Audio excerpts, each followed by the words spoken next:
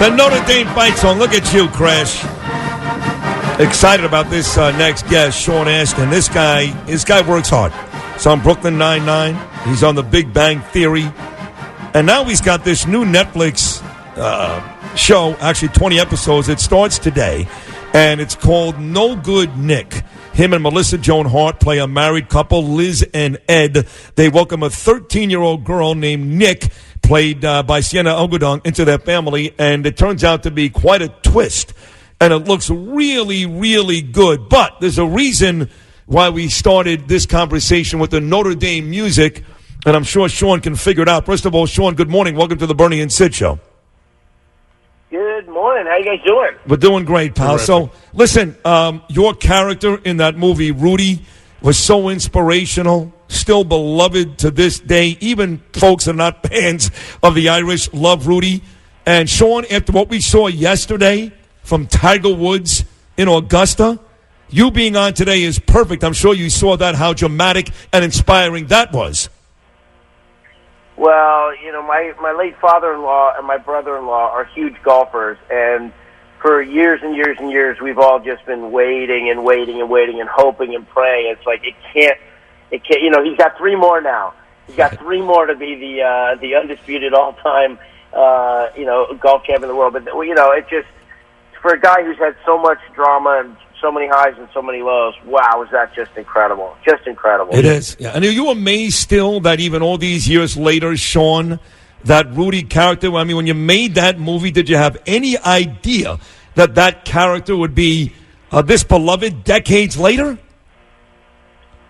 I was 21. I don't know if I knew what I was going to do that the next day. Right.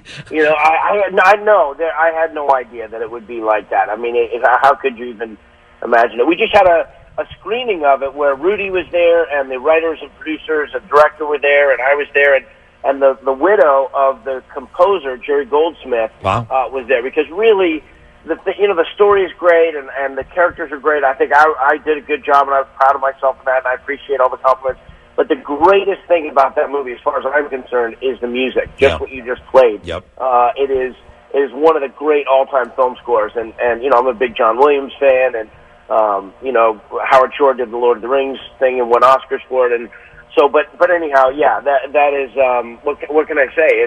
It's one of those things where the values that are embedded in the movie, hard work, persistence, determination, heart, like, it just, that never gets old. It just never gets old. And so if that touches you, it's going to touch you today, tomorrow, and forever. So, Sean Astin, listen, as Sid mentioned, you're on Brooklyn Nine-Nine, The Big Bang Theory, but I'm sure you want to talk about this big movie that premieres today on Netflix, No Good Nick. Tell us about that. Well, you guys are New Yorkers, right? I was expecting you to say it like, hey, no good, Nick. Hey, what's up with this chick? Hey, there's no good, Nick. So actually, a no good Nick is a bad person.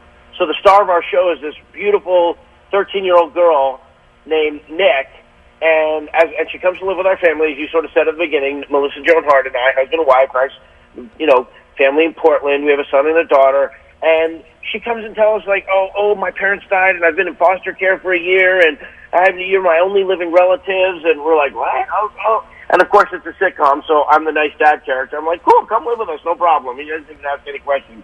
And the rest of the family's a little bit like, wait a minute, what? So she's actually targeted our family. You come. It's a series, you know. The first 10 episodes drop today. Yeah. And it's Netflix, so at the end of each episode, there's a kind of plot point that, you know, like, wait, did she just get caught for that scam she did? And well, was she going to get busted? Like, what's going to happen with the family? And then it goes to the next one, and you think, whoa, is the brother who's kind of trying to figure out what's not right about this girl, did he just figure it out?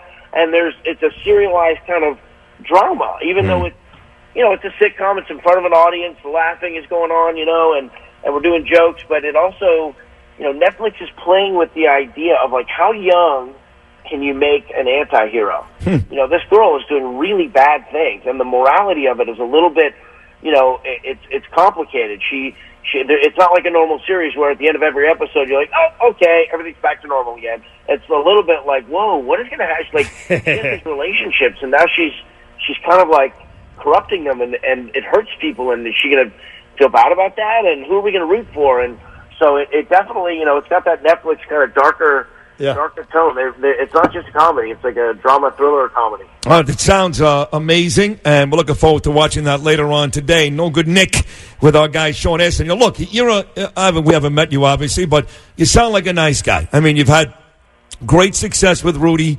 You had some real iconic characters, Sean, along the way, whether it was Goonies, certainly the trilogy, Lord of the Rings.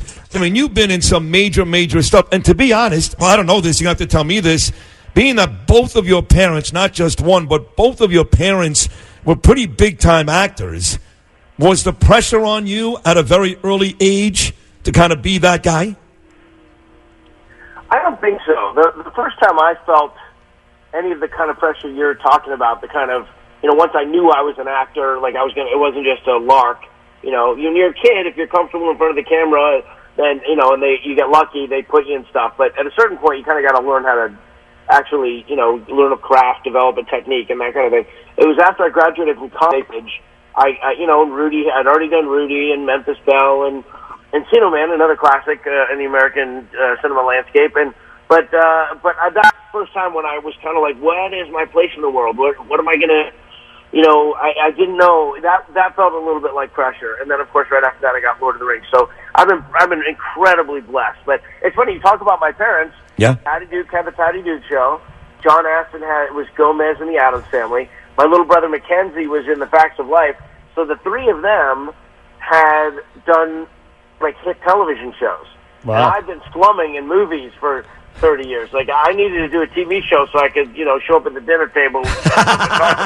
Well, the Big Bang Theory is a huge success, and even Brooklyn Nine-Nine, that was actually canceled by Fox, and the fans were so upset, you guys got it back on NBC. Well, it may have gone back on NBC without the fans, but I was one of five who we call ourselves the Guardians of the 9-9, with Lin-Manuel Miranda, Seth Meyers, Guillermo del Toro, the filmmaker, and Mark Hamill, and me, and we were all independently tweeting, and some fan took the Guardians of the Galaxy poster and superimposed our faces and changed the title and called us the Guardians of the 9-9. So I think the reason that I got the call to do it was that they were saying thanks to the Guardians, as it were. And it's also, Sean Astin, the last season of The Big Bang Theory, and are people relieved, do you think, or are they sad on the set there? Well, Jim Parsons is the one who really is ready to move on with his life and his career and to figure out the next thing. But I think everybody else is, I think they're all sad. I mean, it's 12 years of their life. I can't imagine they're not. It's a very emotional time over there. And I'm sure different ones would wish it would keep going. I mean, I didn't really get into too much with them. I don't know really what was going on, but we just finished our first season. On Friday night was our 20th episode of the season, and we were all emotional. We spent 7 months together, and it's like a family, and the crew's like a family. I can't imagine what 12 years and sort of changing the television landscape and, making it so that being a nerd and being into Comic-Cons is kind of an acceptable thing. And they really, I'm so grateful. As a fan of that show from day one, episode 1, with my mom, I'm just so grateful that I got to come and have some fun. And there's one more episode with me and Cal Penn, still trying to snake away their Nobel Prize. So Sheldon's a great character, bro. Listen, the movie again is No Good Nick and premieres today on Netflix. About 20 episodes in all. Looks like a fascinating storyline. Hey, Sean, congratulations on a great career. Thanks for stopping by. And if you're ever in New York City, come on by and say hello in person, pal. Thank you. Will do. Thanks so much, guys. All right, great job. Buddy. Sean Astin will come back and wrap up with Bernie and Sid on a Monday, right after this.